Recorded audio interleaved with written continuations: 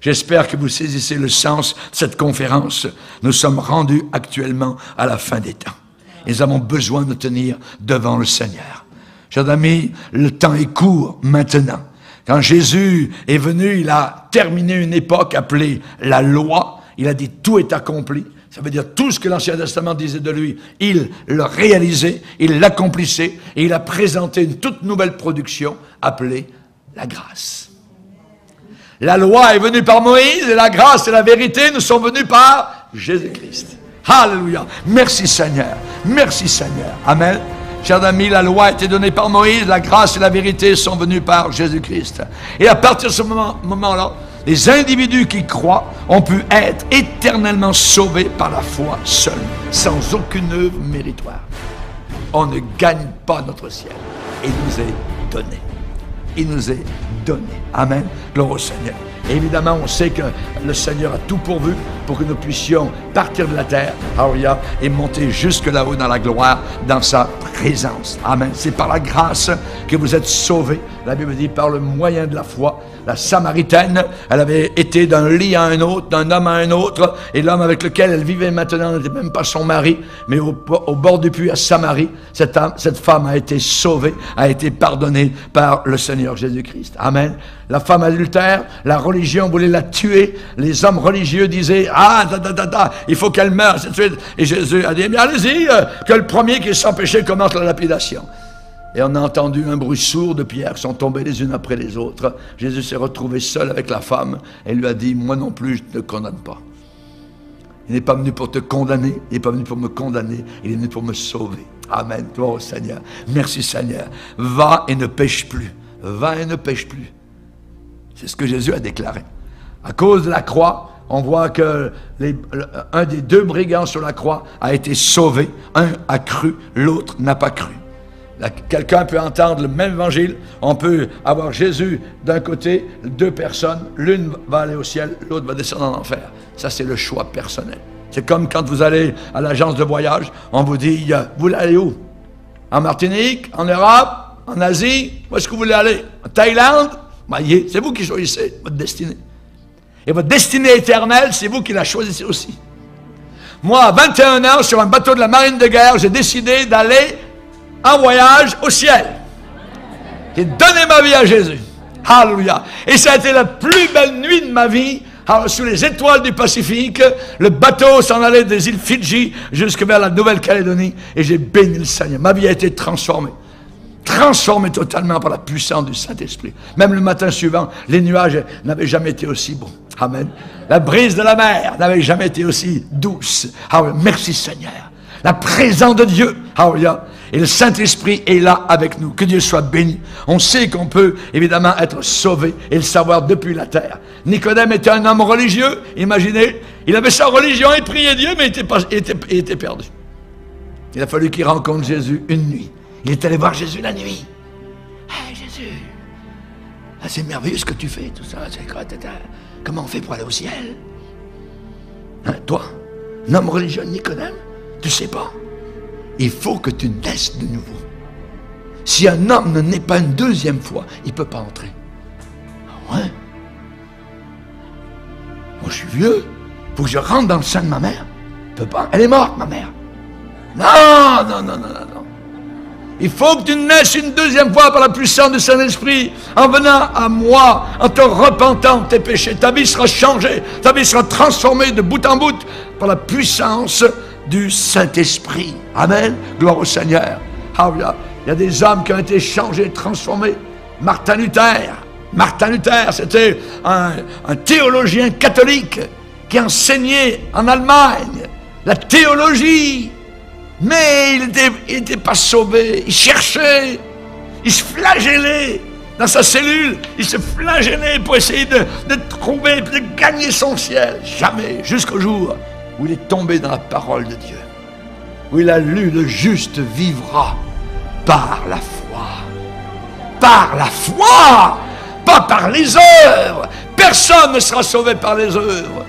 Imaginez que vous mourriez, vous êtes sur votre lit de mort, tout ça, et vous dites, ouais, oui, j'ai fait quelques erreurs, tout ça, j'ai dit beaucoup de mensonges, j'ai convoité les femmes, tout ça, mais, pas trop, j'avais ma femme, mais comment je vais me présenter devant Dieu?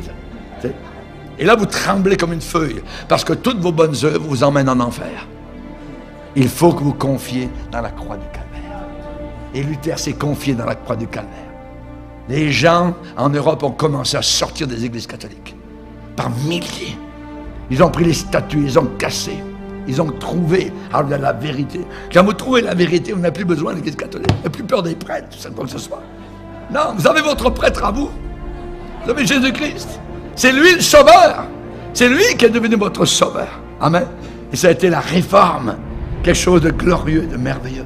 Jean Hus, c'était un autre, pareil, qui a été un théologien catholique à l'époque. Et lui, il vivait particulièrement donc en Europe centrale et en Slovaquie, en Tchécoslovaquie, et c'est là justement que lui aussi donc a découvert la vérité.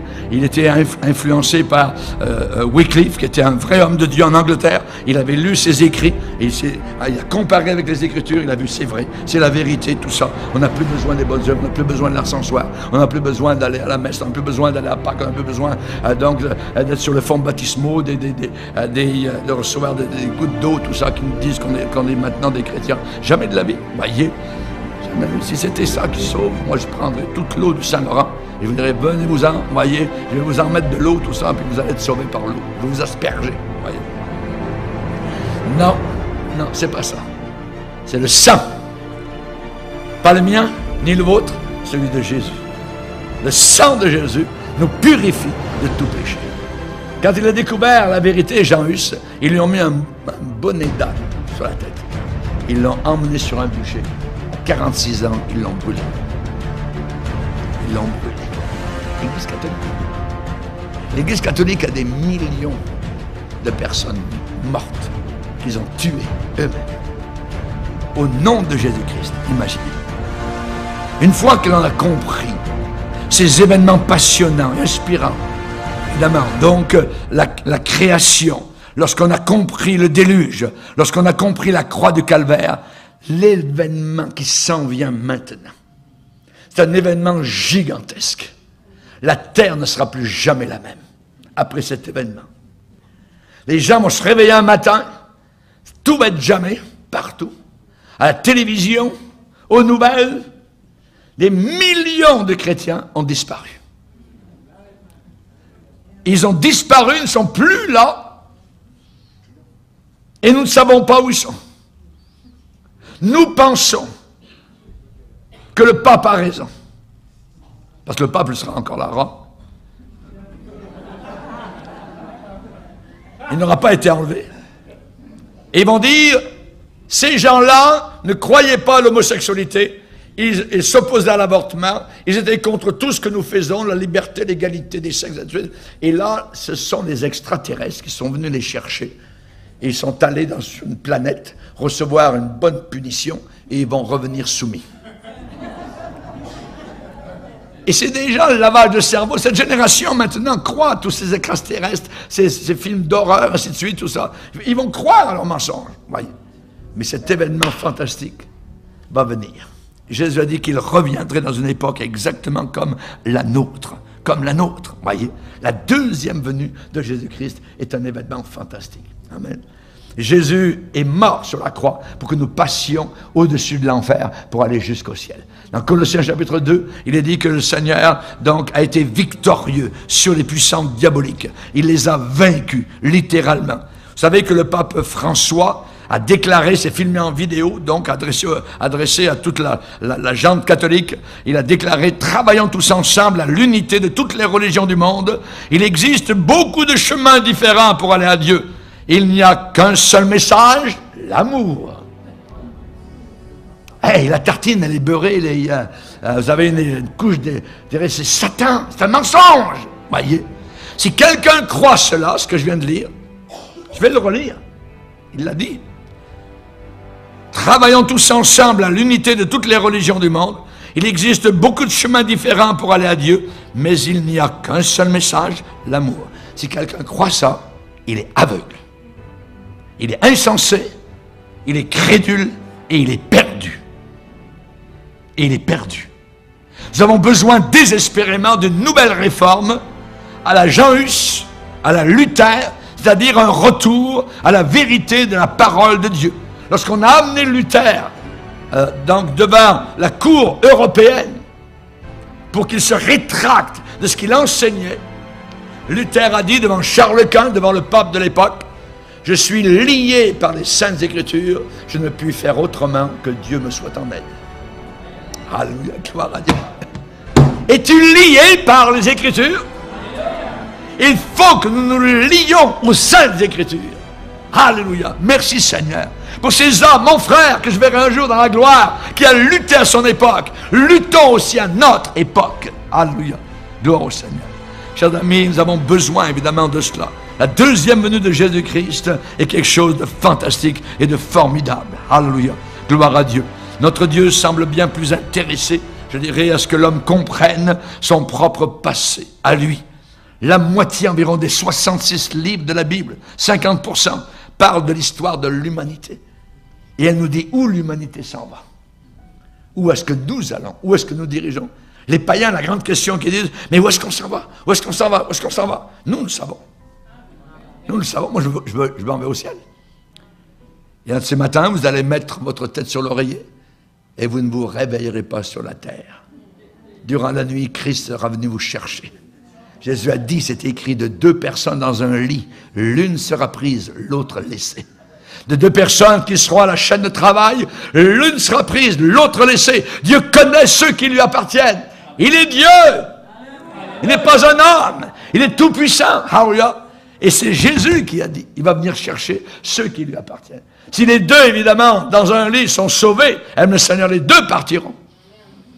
Et si 2 qui sont au travail, eh bien, sont aussi sauvés, eh bien, eux aussi partiront dans la gloire. Mais nous allons tout laisser soudainement. Il n'y a pas d'autre horizon. Rien ne va s'ouvrir autour de la terre. Au contraire, cette terre est en train de s'enfermer comme un camp de concentration. Bientôt, vous allez avoir besoin de votre front. Voyez, plus les cartes de crédit, le numéro de l'Antichrist sera dessus, et ou sur le front ou sur la main droite. Ce sont les 2 seuls endroits, c'est écrit depuis 2000 ans, ce sont les 2 seuls endroits qui se régénèrent, même l'hiver, en plein froid, pour que vous passiez devant les rayons, devant les banques, devant les épiceries, tout ça. Vous n'aurez plus besoin de carte, parce que la carte se vole. Mais votre front et ce chiffre à l'intérieur, vous serez marqué pour l'enfer. La Bible déclare que toute personne dans le monde devra prendre une marque pour acheter ou vendre.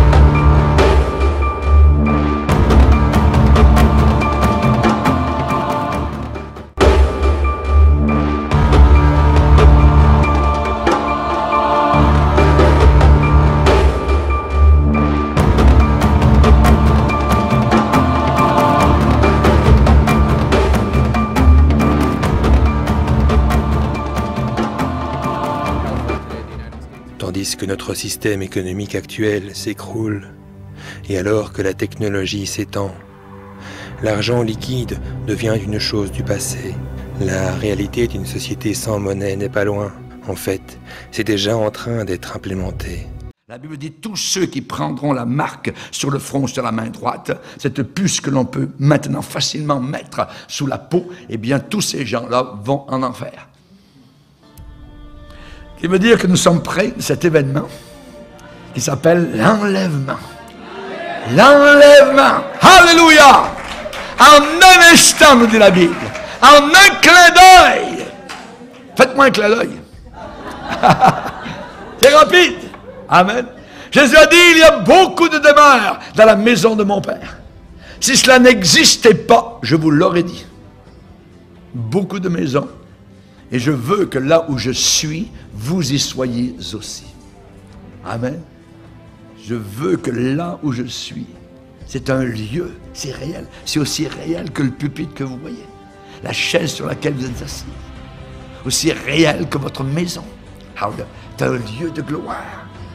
Et ceux qui ont vécu pour Jésus avant nous, ils sont déjà là. Et ils nous attendent. Et ils nous attendent. Plus de pleurs, plus de tristesse, plus de mort, pour toute l'éternité.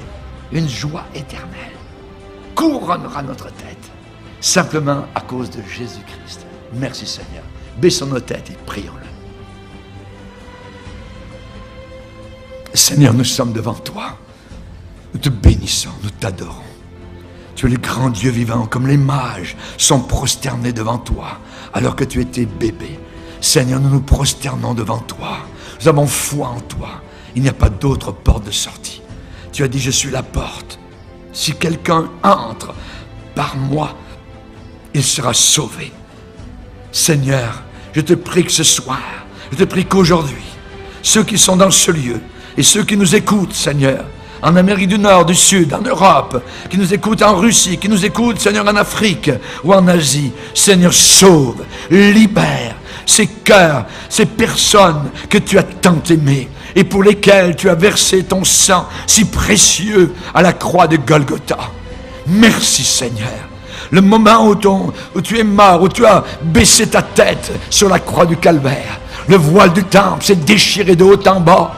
Nous te bénissons de ce que tu as ouvert, le lieu très saint, là où nous pouvons venir dans la présence du Père Céleste. Nous ne sommes plus ennemis, mais nous sommes maintenant amis, réconciliés. À toi soit toute la gloire. Merci Seigneur pour tant d'amour et de grâce que tu nous as accordé. Dans le nom puissant de Jésus. Amen. Et tout le peuple dit Amen.